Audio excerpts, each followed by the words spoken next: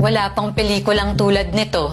Drugs, scams, murder. And some parts of the story connect to Rodrigo Duterte na nakakulong sa ICC ngayon. The story revolves around this guy, Lin Weixiong. Ano yung ginawa ni Lin Weixiong matapos kumita sa Pilipinas ng pandemic? Nakita namin sa isang investigasyon na nakipagnegosyo siya sa isang foreign group na nasasangkot sa akusasyon ng illegal drugs at scamming. Wanted na sa Pilipinas ang boss na to, si Lin Weixiong. May warrant siya para sa kasong graft dahil sa maanumaliyang family contracts. Pero marami pang issue sa kanya tulad ng drugs at scams na hindi pa masyadong natututukan dito. There is really a necessity to really establish the identities of this person in order that we can also establish his links to all these companies that are apparently involved in drugs and other financial scams all over the world. Mainit sa mata noon ng House Quad Committee si Lin Weixiong na may alias daw na Alan Lim. Malapit kasi siya kay Michael Yap na malapit naman kay former President Rodrigo Duterte. At ayon sa nagtatagong whistleblower na si Eduardo Asierto, sinabihan na niya noon si Duterte na may ugnayan daw sa drugs yung dalawa. Pero imbis na paimbestigahan sa kanya, ginipit pa raw siya. Nadiscovery namin yung protection na ibinigay ni Pangulong Duterte sa dalawang drug personalities na si Michael Yap at si Alan Lim. Pinasawan po nila ako eh. Meron po akong warrant of arrest kaya nagtatago ako at meron po nakapatong sa akin na 15 million para po mapatay nila ako.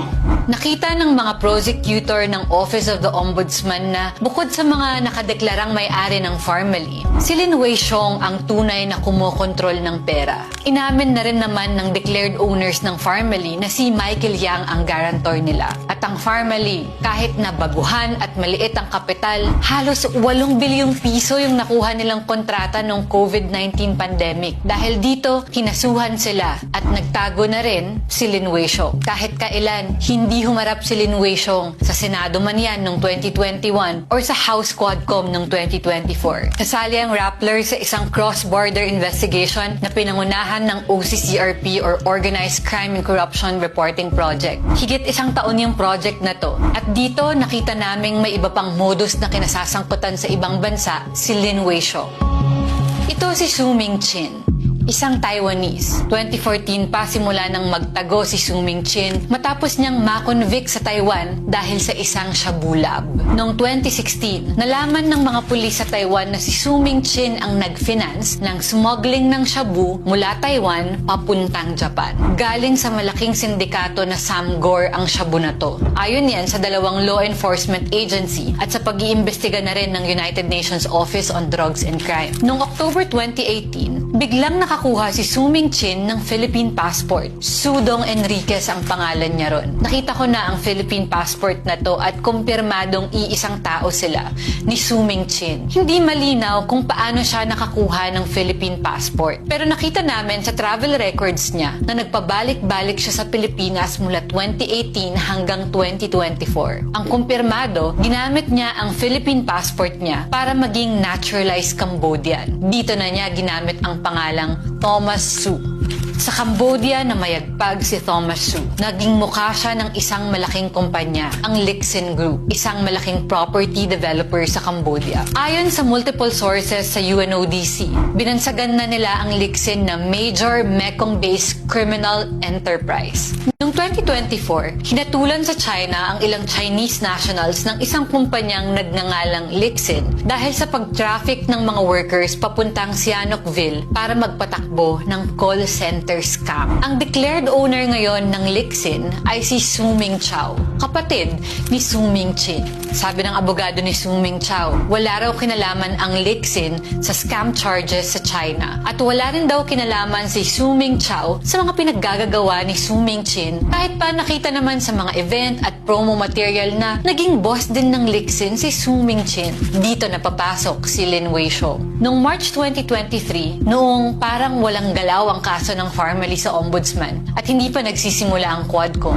Nakisosyo si Lin Wei-shong kay Su Ming Chao para magpatakbo ng isang business center sa Batumi, Georgia. Ang sabi sa akin ng mga abogado ni Lin Wei-shong, nag-divest naman na siya doon. Pagkatapos ipadala sa amin itong statement na to noong August 2025, lumabas pa rin sa September 2025 corporate filing na shareholder pa rin si Lin Wei-shong. Nakumpirma kong binabantayan na noon ng Presidential Anti-Organized Crime Commission ang ugnayan ni Lin Wei-shong at ng Lixin at Su Brothers. Lalo pa at may lumabas ding ugnayan ang Lixin at WM Casino. Ayon sa source ko sa intelligence community, iniimbestigahan na raw nila noon pa kung may ugnayan ang WM Casino at ang Nine Dynasty Junket Operator. Kung matatandaan nyo, ang Nine Dynasty Junket ang dinaanan ng ransom money para sa businessman na si Anson Ke. Gumamit ng cryptocurrency ang mga kidnapper ni Ke. Sanga-sanga na ngang criminal enterprise. Pero balik tayo kay Lin Wei-shong. Ang kaso niya lang sa Pilipinas ay graft dahil nga sa Farmally contracts. Pero sinabi ng Quadcom noon na ang pogo niya na Sean Wei ay may interlocking shareholder connection sa warehouse sa Mexico, Pampanga na pinagtaguan ng smuggled shabu. At ilan sa mga service provider na kasama sa master license nila ay dun sa scam compound sa Bamban Tarlac nag-operate. Natapos ang Quadcom hearings na hindi kailanman nagpakita sina Lin Wei-shong at Michael Yang. Ang rekomendasyon ng Quadcom, laliman pa yung investigasyon sa dalawa. Lalo na, nabanggit din silang dalawa sa isang lumang kaso ng Shabu Lab sa Dumoy, Davao City noong 2004. Ayon sa affidavit ng self-confessed Davao Death Squad hitman na si Arturo Las Cañas, si Yang daw ang may-ari ng Shabu Lab at pinasunog daw ni Duterte noon ang lab at pinapatay ang mga inarestong Chinese na trabahador. Kasama ang affidavit ni Las Cañas sa mga ebidensyang tinitignan ng International Criminal Court sa kasong Crimes Against Humanity laban kay Duterte.